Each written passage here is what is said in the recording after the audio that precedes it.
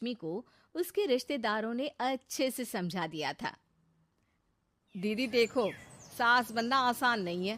कहने को बहू आ जाती है, लेकिन सारे घर में हक ऐसे कर लेगी जैसे तुमने तो इतने साल से घर के लिए कुछ किया ही ना हो। और नहीं तो क्या, मेरी वाली ने तो घर का नक्शा ही चेंज करवा दिया था। कहती है खिड़की यहाँ नहीं वहाँ करो, दरवाजा इस दिशा से खोलो और न जाने क्या क्या। अरे बताओ, 20 साल से क्या मैं गलत खिड़की दरवाजे के साथ रह रही थी? तभी वहाँ बेटी आ जाती है। हाँ माँ, और पक्का भाभी आने के बाद तो मेरा हाल बुरा ही होना है। तुम हर बात पर मुझे इग्नोर करोगी। हे भगवान, इतना सब कुछ होता है बहू के आ जाने पर, मुझे तो पता ही नहीं था। अरे एक हमारा जमाना था। अरे हमारा जमाना तो भूल ही जाओ कि सास के हाथ में कमान होती थी और हम कठपुतली। जीवन भर कठपुतली ही रहना है, पहले सास की और अब बहू की। खैर, मुर्गे की अम्मा कब तक खैर मनाती। हो जाती है बेटी की शादी और घर आ जाती है प्यारी सी पल्लवी। माँ जी चाय लीजिए। सास जो कि पहले से डरी हुई थी, हाँ लाओ लाओ।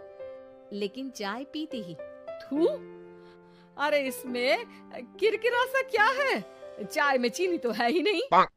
माँ जी वो ये बता रहे थे कि आपको शुगर की बीमारी है, तो मैंने चीनी की जगह गुड़ का पाउडर डाला है, वो शुगर के लिए ठीक रहेगा। सास गुस्से से लाल हो जाती है। अरे नहीं नहीं, मैंने जीवन भर चीनी की ही चाय पी है, तो मैं तो चीनी वाली ही चाय पीऊंगी। तुम आई और मैं नियम बदल दूं? ऐसी सास नहीं हूं मैं, समझी? पल्लवी को समझ में नहीं आता कि सास को हो क्या गया है। अरे माँ जी हुआ क्या है, आप तो भड़क गई। तभी वहाँ ननद आ जाती है। तो आप काम ही ऐसा कर रही हैं ना भाभी? अरे भाई मैंने क्या किया, शुगर के पेशेंट को चीनी नहीं पीनी चाहिए तो मैंने चाय में चीनी नहीं डाली। इसमें मुझे तो नहीं लगता कि मैंने कुछ गलत किया। भाभी पहली बात ये कि जबान चलाने की जरूरत नहीं है, क्योंकि हम लोगों को भी बोलना आता है। बाकी आपका क्या मतलब है कि हम लोग माँ का ख्याल नहीं रखते हैं? आपको ही सारी साइंस की नॉलेज है। पल्लवी समझ जाती है कि इन लोगों के दिमाग में बहू को लेकर धारणा गलत ही है, इसलिए वो बिना कुछ बोले वहां से चली जाती है। थोड़े दिनों बाद जब पल्लवी ड्राइंग रूम के पर्दे बदल रही थी, पंछी पन्नू उड़ती फिरूं मस्त गगन में, आज मैं आजाद हूँ दुनिया के चमन में। वाह जी वाह, आजाद होना तो अच्छी बात है, लेकिन हम लोग भी गुलाम नहीं है। ये पर्दे किससे पूछकर बदले जा रहे हैं, जरा बताओगी? अरे सासू माँ, जब से आई हूँ सोच रही थी कि पर्दे ठीक नहीं है। पता है पर्दे इतने हल्के हैं कि दिन में बाहर से पूरा घर दिखता है, लोग झांकते हुए रास्ते से निकलते हैं, ये मुझे अच्छा नहीं लगता है। अरे वाह जी वाह, 5 साल से तो ये पर्दा लगा है, तब तो लोगों ने झांका नहीं। आज तुम आई हो तो लोग घर में झांकने लग गए, क्यों?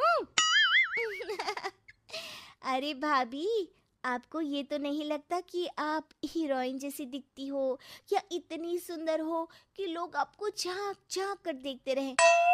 मैं भी रहती हूँ इस घर में, लेकिन मजाल है। पल्लवी सर पर हाथ रख लेती है, पर्दे लगाकर पुराने पर्दों को हटा देती है और निकल जाती है। देखा माँ, इसे कहते हैं मनमर्जी। आपने मना किया, फिर भी भाभी ने पर्दे हटा ही दिए। ठीक है बेटा, शुक्र करना पर्दे ही हटाए हैं।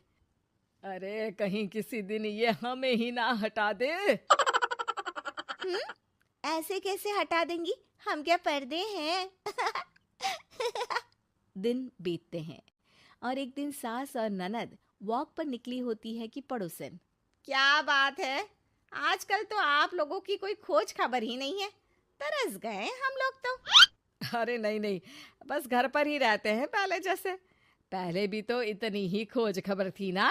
अरे नहीं नहीं, पहली की बात और थी। और बताओ बेटा, बॉयफ्रेंड से चक्कर चल रहा है कि खत्म हो गया? पहले तो पर्दे से दिख जाता था कैसे तुम सारा दिन टेलीफोन पर लगी रहती थी, कभी शर्माती कभी रोती। अब तो पर्दे भी मोटे लगा लिए तो कुछ ठीक से दिखाई भी नहीं देता।